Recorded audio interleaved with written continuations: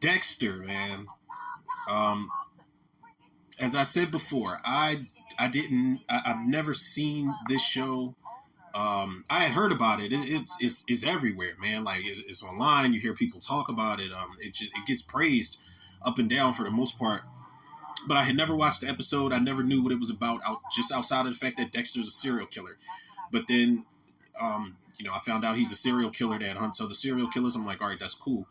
So I said, let me give this a chance, man. And I try as many movies as I watch, and I do still love a lot of shows. For the last couple of years, I have been trying my best to not get locked in with a lot of shows, man. Because when I do, I got to keep watching. And I'm watching 13 shows at once, man. Like, The Chi just wrapped up.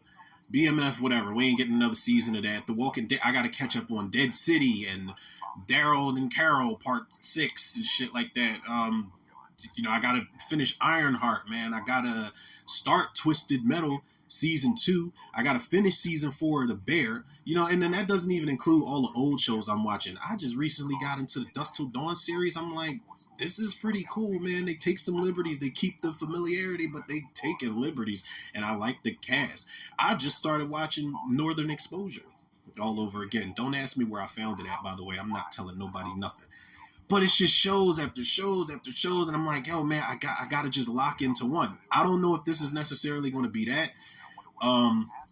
Episode 1, it's okay. Like, it was nothing to where I was like, yo, all right, I'm locked in. I got to see what happens in episode 2. Now, I do want to know, but it was like one of those first episodes where I'm like, all right, I can wait this out. I can get back to it. But what I think I'm going to actually do is rewatch episode 1 and then go straight into episode 2 so that I didn't miss any beats.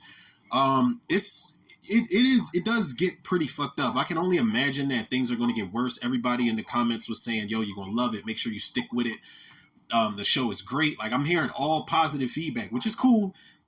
But sometimes y'all be full of shit online, though, man. Y'all be gassing shit up. Like, listen, man, Gone with the Wind, it is the greatest movie of all time. And then I make it 10 minutes into Gone with the Wind, and I'm like, oh, I didn't know black people were talking like this and used as props and servants in this movie. I don't know if this is going to sit well with me. But nah, Michael C. Hall, who plays Dexter here, he's creepy. Like, that's one thing I will give episode 1. We established Dexter, the inner monologues, the narration. I do like that because it's not like a lot of voiceovers, a lot of narration in movies can get bad. It can get really bad regardless of who the actor or actress is.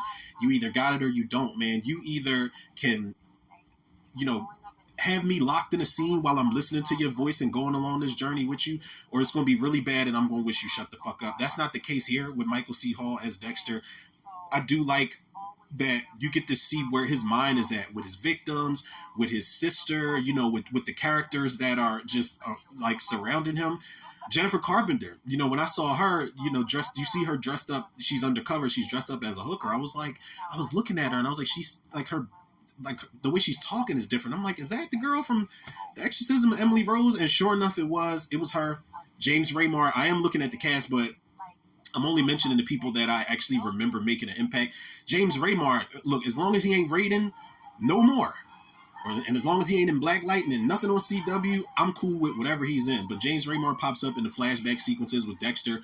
And I don't know just how much his dad is going to help him in these flashbacks, but his dad is like, we said you're only going to kill animals. Now, was it an animal? It was blood on your knife. And he's like, it was just animals I killed. I'm sorry, Dad. I swear, it was no humans. It's just like, you guys have a really fucked up father-son relationship. Luna Lauren Velez is in here, and is she aging backwards or what, man? I want to say this was the same actress from New York Undercover. She looks just as good in this show as she did back then, if that's the same actress, man. But she's in there. Her and Dexter got their little flirty thing going on. But Dexter, or it seems like they got this little flirty scene. Julie Benz is in here as Dexter's girlfriend. Listen, I know Julie Benz is not big global superstar status to a lot of people. Whenever she's in anything, man, when I saw her in Rambo 4, when I saw her pop up in Punisher Warzone, I'm like, I love seeing her. She's in a spoof of, you know, like the Scream and I Know What You Did Last Summer movies. It's called Shriek. Shriek, if you know what I did last Friday the 13th. I kid y'all not. That's a real spoof. Julie Benz is in that movie. She's the chick that's sleeping around with everybody. This dude, Eric King, I saw him pop up and I was like Brad Pitt and, you know, like Once Upon a Time in Hollywood. I was like, yo, that's Surprise, motherfucker. I never knew that he was in this show, and I'm wondering, is him saying surprise motherfucker, is that in this show? Because if it is, that's worth me sticking with the series on his own, man. The rest of the cast is cool. Nobody's necessarily bad. There's one scene in episode 1, and I don't know if this is considered a major scene. I don't know if it's going to play into the series later on, but there's a scene that I just like. I don't know, man. I kind of appreciate it as far as the character development in that first episode of Dexter, where he's just casually handing out donuts to everybody at the station. He's chopping it up with certain characters. He chops it up with his sister for a little bit, and then by the time, you know, the last donut is taken out of the box, he looks inside and it's empty, and he's, you know, his narration is going in his head, and he's just like, look, just like me, empty inside. And I'm like, I wasn't sure if he was going to flip, you know, kill everybody in the room. I didn't know what was going to go on, and I think that's probably one of the things that's going to make me stick with this, hopefully as long as I should, is the fact that Dexter seems calculated, but he seems unpredictable at the same time. Like, I don't know who he's going to kill, man. It's another reason I want to go back and watch You on Netflix, the show with the dude Joe. Another fucking show I got to finish, man. But it wasn't a bad first episode. I thought it was morbid as fuck, man. This took me back to Very Bad Things with Christian Slater and Jon Favreau, where they cut the body parts up, and like the hand is wrapped up in plastic, the forearm is wrapped up, the shoulder, the chest, you know, the torso, the legs. Like, whoever this killer is that Dexter is hunting, this killer's got a signature. You know, he chops these bodies up. There's no blood in the bodies. Some of the bones are just like clean sticking out of the. Whew, I was like, this killer's fucked up, man. And Dexter's just like, where did all the blood go? I'm like, yo, your guess is as good as mine, because that's some Exorcist 3 shit where the body has no blood in it. There's no trace of the blood. That is that's pretty disturbing. That's pretty fucked up. And I'm looking at the cast and crew here. Keith Gordon directed an episode of Dexter. Keith Gordon is Arnie from Christine. I think that's the actor that played in Christine. Tony Goldwyn, my man from Ghost. Carl, the dude that gets the glass shard in his chest, he directed 2 episodes of this. So it's got some people behind it.